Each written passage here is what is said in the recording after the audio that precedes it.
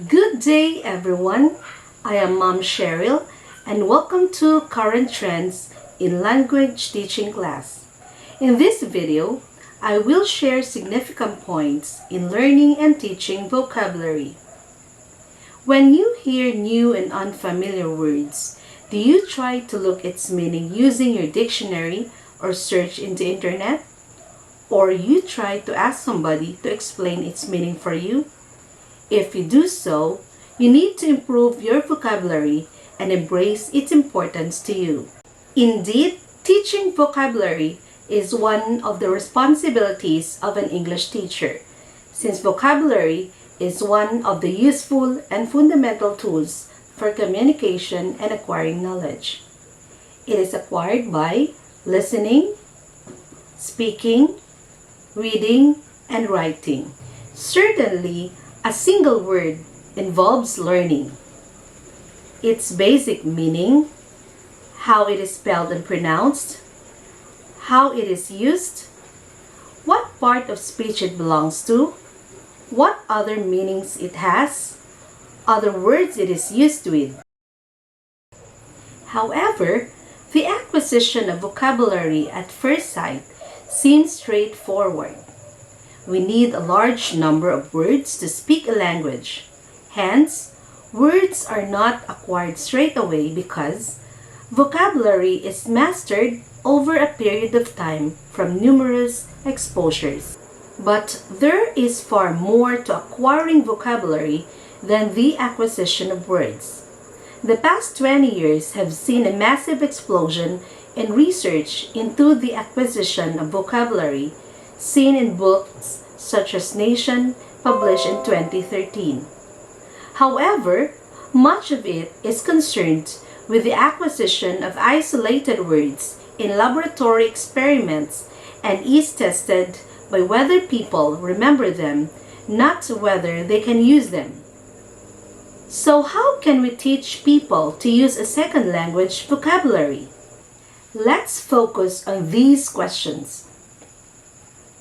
When you learn a new word in a second language, do you try to keep it separate from the words of your first language? When you teach a new word, do you try to link it to words in the first language, say by translation, or do you keep it separate? Teaching people to use a second language vocabulary is indeed challenging.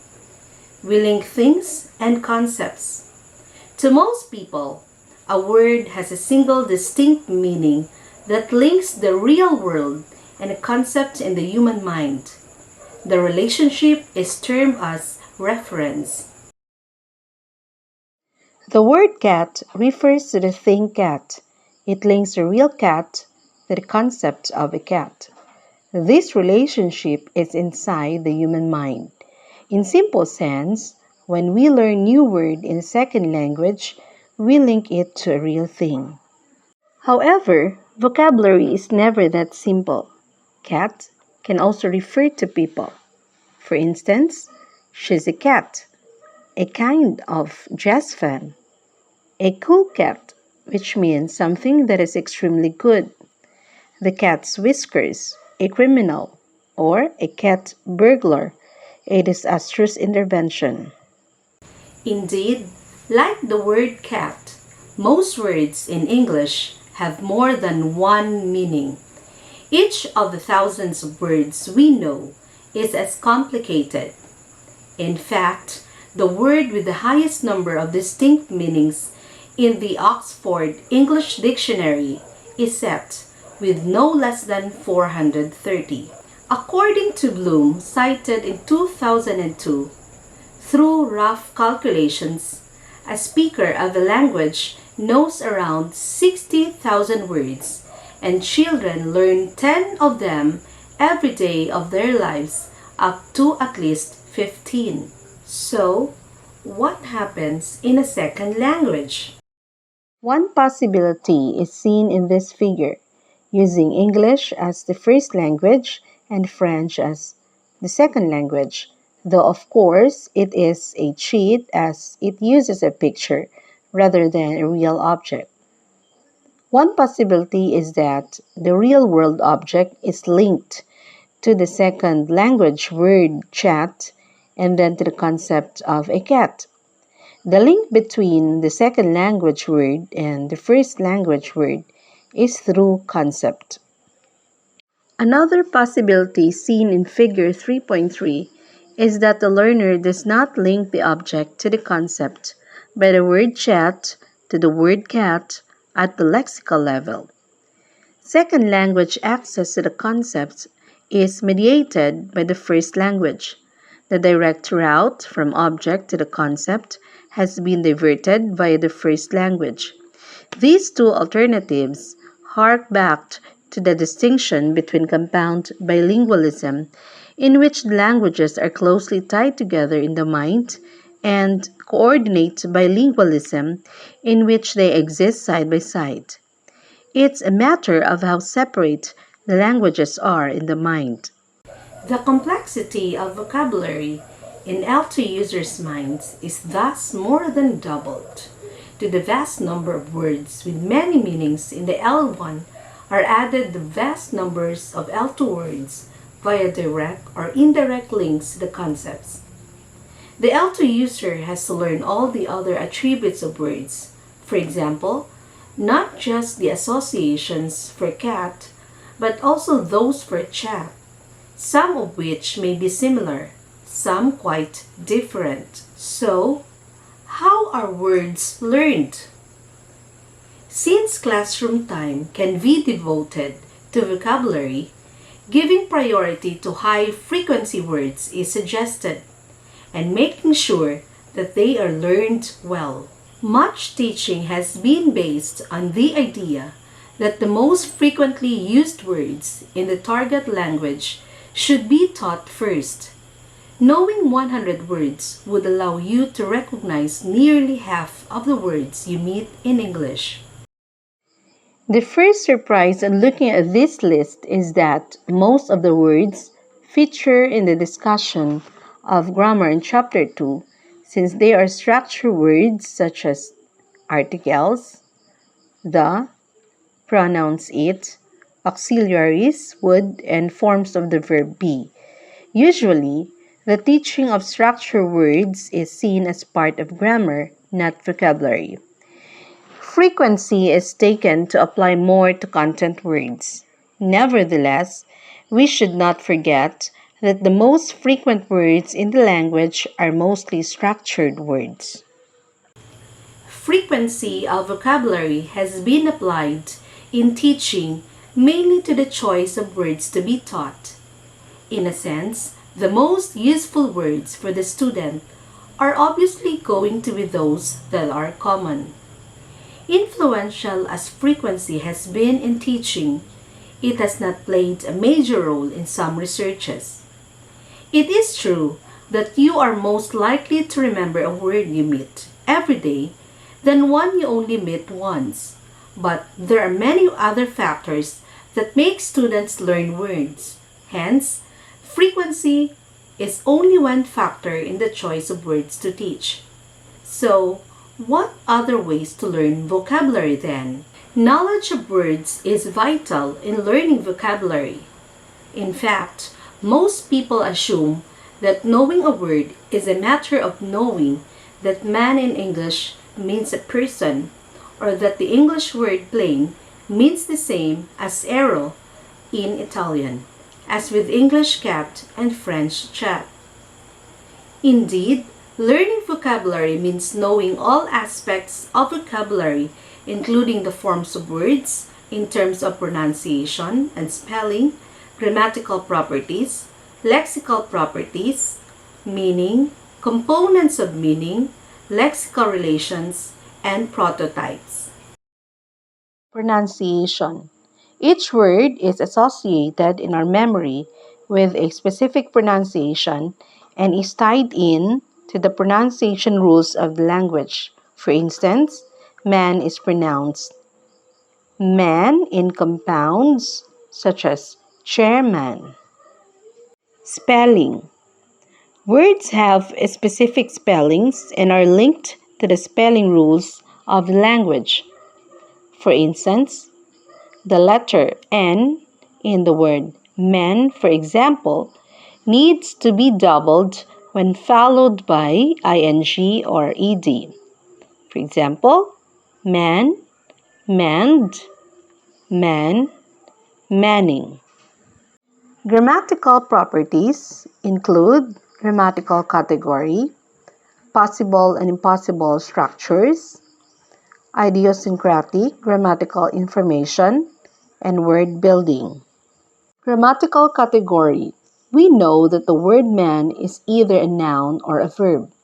That is to say, we know the grammatical category or categories that each word belongs to. This dictates how it behaves in the structure or of the sentence as a noun or a verb. Possible and impossible structures. We know the types of structure that the word man can be used in.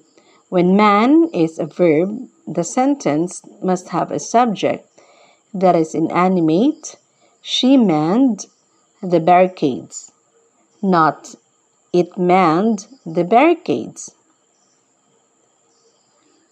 This is called the argument structure of the verb, which arguments may or may not go with it in the structure of the sentence. Idiosyncratic grammatical information. The plural spoken form of man is man, and the written form is men. We know that it is an exception to the usual rules for forming noun plurals in English with s. In addition, the noun man can be either countable, as in Robert Burns, a man's, a man for a that, or uncountable, as in Alexander Pope's The Proper Study of Mankind is Man, depending on the sense with which it is used. Word building. In this case, words are made by adding various prefixes such as "an" and suffixes such as "ish" to the word man. For example, unmanly, mannish. Lexical properties include collocations and appropriateness. Collocations. We know more or less set expressions in which the word man conventionally goes with the other words such as my good man in the street, man to man of God, or to separate the men from the boys. Appropriateness. We have to know when and with whom it is appropriate to use a word. For example, my man may be used as a form of address. For example, hi, my man, or the Prime Minister might be surprised at being greeted with hi, my man, or a pop star might not. Meaning. Acquiring a word is not just linking a form with a translated meaning from a word list. Rather, it is acquiring a complex range of information about its spoken and written form, the ways it is used in grammatical structures and word combinations, and diverse aspects of meaning. For example, we know general properties about the meaning of man, such as male, adult, human being, concrete, or animate. These aspects of meaning, called semantic features or components of meaning, are shared with many other words in the language. Components of meaning. Students are learning components of meaning for a word, not necessarily all of the word's meaning at once. Often, the meaning of the word can be broken up into smaller components. For example, the word girl, which means made up of female or human and non-adult, or the meaning of an apple, which is made up of fruit, edible, or can be round. Therefore, the components view of meaning was used to study the development of words such as before and big in English children. At one stage, they know one component of the meaning but not the other. Lexical relations. Words do not exist by themselves, however, but only in relationship to other words. For example, the meaning of hot relates to cold, or the meaning of run to walk, high to low, or pain to pleasure. So, when we speak, we choose one word out of all those we have available and rejecting all the words we could have said. Prototypes.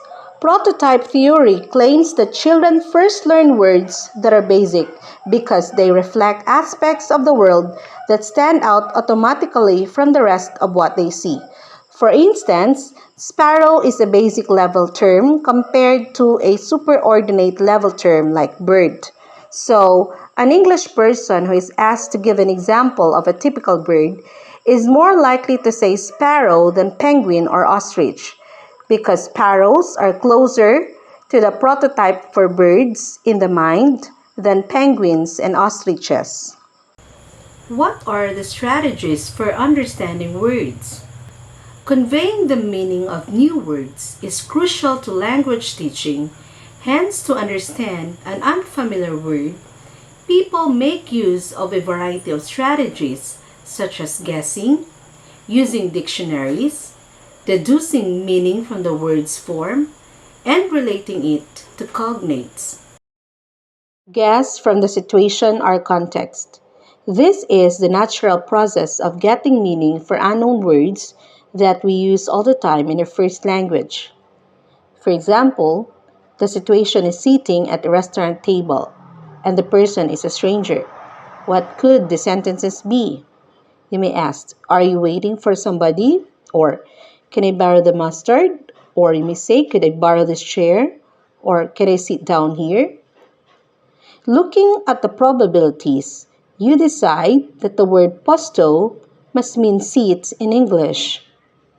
Use a dictionary. The most popular way of getting the meaning of a new word is to look it up in a dictionary.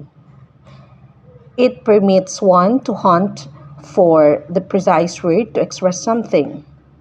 For example, if you decide to talk about your problems, you look up the concept problem and see which of the 12 related ideas best expresses what you want to say.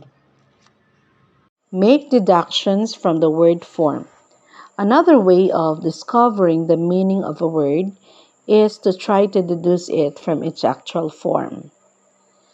For instance, the Italian word posto may not be very helpful in this respect, as it provides few clues to its structure.